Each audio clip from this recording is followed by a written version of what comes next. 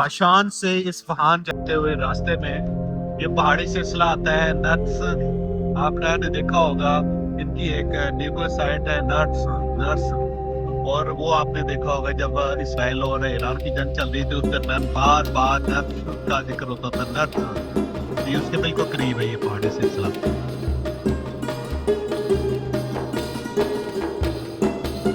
तो ये बिल्कुल इस्फहान के करीब है। इस्फहान जो शहर है उसके तीनों साइडों पे पहाड़ है और उसमें बर्फबारी होती है बहुत ज़्यादा। बल्कि इस्फहान में बाज़ों का 2-2 मीटर बर्फ़ पड़ती है और इतना ये बर्फ़ पड़ती है कि पूरे साल के लिए फिर पानी की ज़रूरत नहीं पड़ती तो क्योंकि यहाँ पे पानी बहुत कम है। लेकिन बर्फ़बारी की वजह से ज़मीन इतनी हरियाली हो जाती है उसके अंदर कि मज़ीद पानी की ज़रूरत नहीं होती। जब आप काशान से इस्फहान जाते हैं तो रास्ते में आबियाना नाम का एक टाउन आता है छोटा सा, जो बहुत ही खूबसूरत है। हमारा ग्रुप यहाँ पर रुका है। ये देखिए हर तरफ पहाड़, उसके ऊपर बर्फ़, ताज़ा बर्फ़ भी पड़ रही है। ताज़ा बर्फबारी हो रही है, अंगूर की बेलें हैं, सारा ये बड़ा ज़बरदस्त जगह है, खूबसूरत। यहाँ पे एक होटल है। आबियाना याद रखिएगा, आप आबियाना आ सकते हैं। ये हमारा ग्रुप है जी, पाकिस्तानी ग्रुप, और ईरान के विज़िट पे टूर पे हैं हम। और ये लोग कितने खुश हो रहे हैं, बर्फ़ पड़ रही है और ज़बरदस्त किस्म। यहाँ तक बस पहुँची हुई है और आगे पीछे दाएं बाएं बहुत खूबसूरत जगह। ये आबियाना के अंदर इस वक्त ठीक ठाक किस्म की बर्फ़ पड़ रही है और ये जो आबियाना है ये इस्फहान के करीब है। आप काशान से निकलते हैं, काशान से निकलते हैं और उसके बाद पहाड़ों का रास्ता लेना है। दो रास्ते, एक हाईवे का रास्ता है, दूसरा आबियाना का रास्ता है।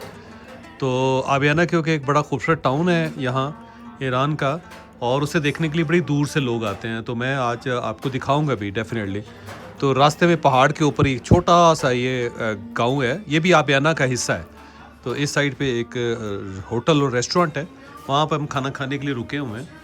ये देखें, ये इसका बड़ा मज़े का इन्होंने बनाया हुआ है, ये सारा सिटिंग स्पेस सारे, और नीचे इन्होंने नमदे वगैरह डाल के ये। तो उसके बाद ये बर्फ़ पड़ रही है, बहुत ठीक ठाक किस्म की तबाही बर्फ़ पड़ रही है।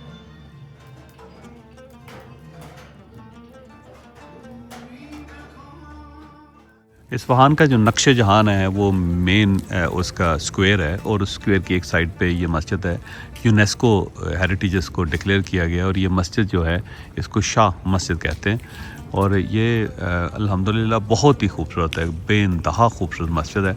इसकी चारों साइडें जो है ना इस टाइप की आपको एक एलिवेशन नज़र आती है, जो ईरानियन एलिवेशन है, जो ईरान ने क्रिएट की थी। और ये सामने एक है, ये जहन में रखें कि जो 4 एलिवेशंस होती हैं उनमें से जो सबसे ऊंची होती है उस साइड पे मक्का होता है, यानी खाना काबा की तरफ, किबला की तरफ। ये हमेशा उसको बड़ा बनाते हैं। तो आपको ये चारों साइडों में से 3 साइड्स आपको छोटी नज़र आएंगी और एक जो है बड़ी साइड नज़र आएगी। यहाँ पे गर्मियों में यहाँ पे मस्जिद नमाज होती है और इसको थोड़ा सा एलिवेटेड बनाया हुआ है। ये देखिए, ये और ये वाला जो पोर्शन है ये आपको बड़ा नज़र आ रहा है। ये बड़ा इसलिए है कि यहाँ से किबला की डायरेक्शन का इदराक होता। रजब में अहले तशी एतकाफ़ बैठते हैं 7 दिनों के लिए, और वो हज़रत अली रज़ी अल्लाह तआला के लिए होता है। और ये शाह मस्जिद है इस्फहान के अंदर, जो मेन स्क्वायर है उसके अंदर। तो यहाँ पे मस्जिद के अंदर जब आप आते हैं शाह मस्जिद के अंदर, तो यहाँ पे टेंट्स लगे हुए हैं। टेंट्स इसलिए लगे हुए कि यहाँ पे लोग एतकाफ़ बैठे हुए। ये एक पुरानी आदत है ईरानियन की, और एक रवायत है जिसको ये निभा रहे हैं। You know, the Shia started by Safar, and Shia for Shia Imam Ali is really important. Got it? नक्शे जहाँ के अंदर ये मस्जिद लुत्फ़ुल्लाह है और बड़ी शानदार मस्जिद है। ये सामने बादशाह का पैलेस है और बादशाह यहाँ पे झरोखे में बैठ के शाम के वक्त नज़ारा करता था इस पूरे स्क्वायर का। उसके बिल्कुल सामने ये मस्जिद है, लेकिन यहाँ बादशाह आने के लिए नीचे टनल है और आज भी वो टनल मौजूद है। वहाँ से वो पैलेस से आता था और इसके अंदर से यहाँ दाखिल हो जाता था। ये मस्जिद इसलिए यूनिक है कि इसका आर्किटेक्चर बड़ा ज़बरदस्त है। जब आप इसके अंदर एंटर होते हैं तो ये देखें, आपको यहाँ से ऊपर चढ़ना पड़ता है और सीढ़ियाँ बहुत ऊंची हैं।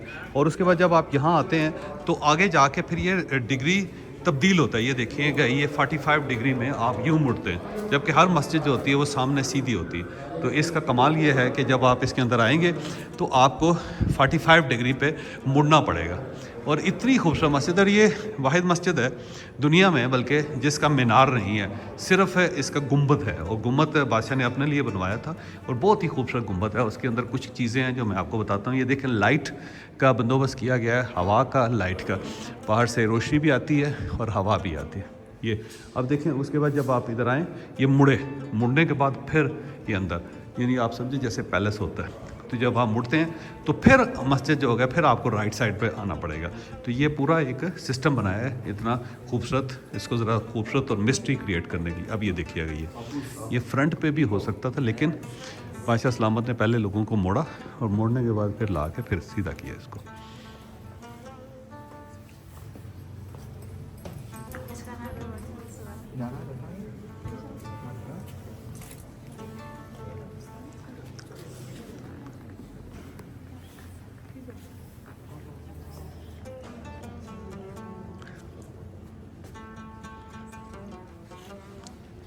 यहाँ पे एक मोर है दरमियान में, और उसका कमाल ये है कि जब आप नीचे खड़े होते हैं उसके एग्जैक्टली फिर आपको नज़र आता है, और जो ही आप साइड पे होते हैं तो फिर मोर गायब हो जाता है।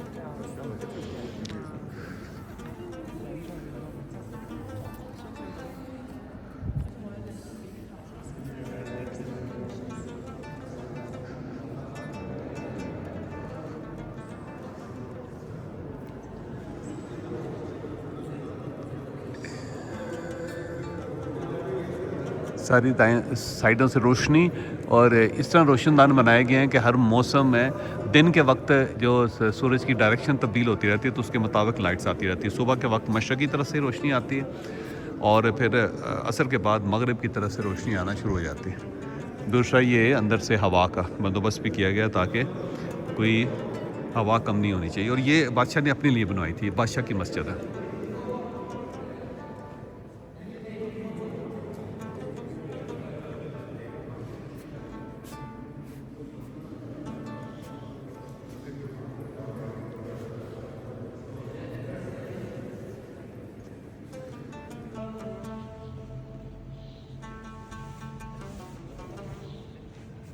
माशाल्लाह, ये एक साइड पे